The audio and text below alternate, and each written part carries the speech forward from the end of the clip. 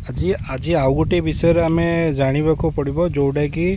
आम जहाँ भी इनसेक्टिसाइड हो कि फंगिसाइड हो जहाँ भी आम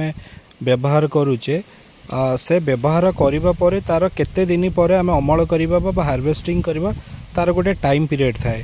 जेकोसी भी इनसेक्टिसाइड हो जेकोसी भी फंगिसाइड हो जहाँ भी आम स्प्रे करुचे तार केते दिन अवधि आम अमल कर तो सहीटा आम केमी जाना प्रति इनसेक्टिसाइड्र सहित एमती गोटे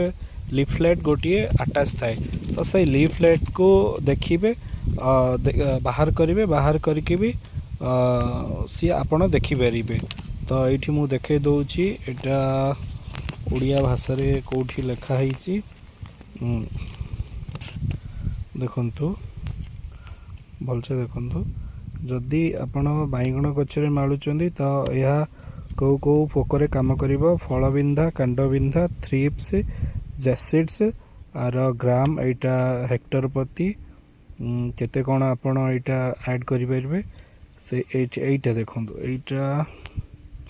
जूम करि दउछि एटा ठीक से जूम हेई पारुनी देखंतु टिके पॉज करी देखिबे शेष सिंचनर अमल मध्यरे प्रतीक्षा अवधि दिवस माने होची बैगण रे जदि मारुचंदी सिंचनर गोटे दिन पर आपण हार्वेस्टिंग करि परबे। तो एमिति जेकोसी भी इनसेक्टिसाइड आपण स्प्रे करूचंती तार एई लीफलेट माध्यम रे आपण सब देखिकी